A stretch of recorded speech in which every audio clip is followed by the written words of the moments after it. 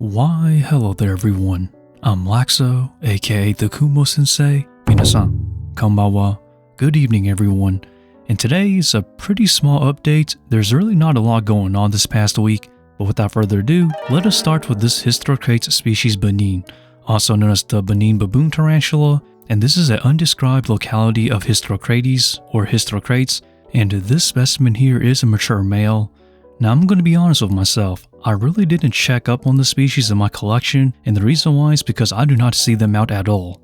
Almost never, because this is an obligate burrowing species, meaning they pretty much just live in dirt and you will never see them come out. Now the reason why I was able to tell that this guy was a mature male was because one night I saw him wandering around and drumming, which I heard it and I looked and he was a mature male. Now because of this, I'm going to have to actually go through my collection and pretty much see which of the Hysterocrates species Benin is a mature male and which are not. So this guy is actually very small. He's about 10 centimeters in leg span, or about 4 inches in leg span. And honestly, my male that I used to pair my female, their dad essentially, he was around 6 inches or 5.5 inches.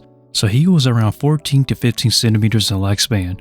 And in comparison to his son, which you're seeing right here, he's very tiny. But without further ado, let us move on to a tarantula molt. So this right here is my Stromatopelma calceatum, one of my 15 to 18 females that I still have. And I took a week off, which was last week, to actually try to find somebody who was willing to take them in. And the best offer I got was a trade. But I didn't really want to trade because I'm trying to lower my collection number. So essentially, if I traded these for something else, I would basically be stuck with the same number of tarantulas. So currently, I'm just looking to sell these females away and not actually trade or pretty much add more to my collection. So overall, I'm still pretty much stuck with these females, and I'm still trying to find a way or trying to find somebody who's willing to take them in. And it's not easy, but I'm trying. And I know some of you may be tired of looking at my Stromatopelma calceatums because I've been stuck with them forever since I produced them. But this channel is essentially focusing on the weekly things that happen in my collection as a small local private tarantula breeder. So it's essentially a tarantula breeder's diary, which was pretty much one of my first titles that I labeled my videos as, believe it or not, here on this channel. And that's essentially what it is. So I'm not here to try to make content for views or for clicks. It's more so just to show you a portion of my life that revolves around the tarantula collection and tarantula breeding as a private tarantula breeder. But anyhow though, I'm still stuck with these Stromatopelma calceatums, and honestly at this point, anything goes with the species. So now I want to move on to my final update of this week, which was feeding my Monocentropus balfouri, my female and her babies. And this female, she doesn't really eat a lot because she's a more older female. So instead of the typical 2 to 3 roaches that I normally give to my females whenever they have slings, this female usually only eats 1 roach at a time. So it is very interesting on that aspect because she's an older female.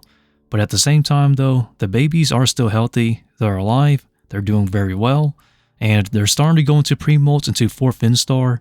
Now as I stated before in my previous videos, I'm not planning to sell any of these babies or separate any of them because this was a female I retired from breeding and she laid her egg sac very late, over 1 year later. And because of that, since I retired her and she laid her egg sac during retirement, I might as well just leave the babies with the mom and let them be one big family. And it's pretty interesting because whenever I feed it the female, it seems like the slings know that their mom has food and they typically just crawl up to the mother and try to eat off from her. And it's pretty cute honestly. Now this egg sac was small because it took this female 1 year to actually drop her egg sac, and this female is an older specimen, so it's understandable that the sac numbers are small.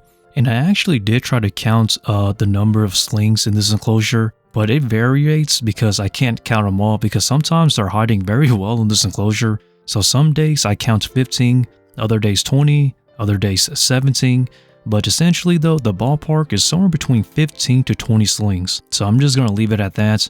Not a big number, and actually a very small egg sac. But I'm not disappointed because I'm trying to lower my collection number, so this small egg sac was a blessing, honestly. And I do want to make this statement as well because I keep getting the same question asking about how long does it take for a female to make an egg sac? And the honest answer, and the only answer is, it depends whenever the female is ready. There is actually no set time frame as to when a female will make an egg sac after pairing. I keep seeing people say 6 months, 4 months, but honestly it just depends on when the female is ready. And this is so irritating how people think that like it takes a set amount of time. It doesn't. A female tarantula will make an egg sac whenever she's ready.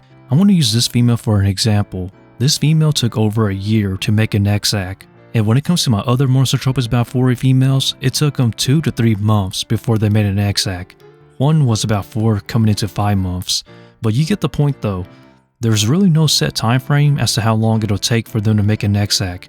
You just gotta treat the female well, condition her, feed her right, and she'll make an egg sac whenever she's ready. But overall though, I guess I'll call this a video for today. So, as the typical, please feel free to like, comment, and subscribe to stick around. I upload every single Tuesday and Friday here on this channel, and also support me on my social medias such as my IG and Patreon. Shout out to my Patreon members such as Kale for keeping my tarantulas fed. Any support goes a long way. And with that, stay lax and Laxow out from the Kumo Sensei.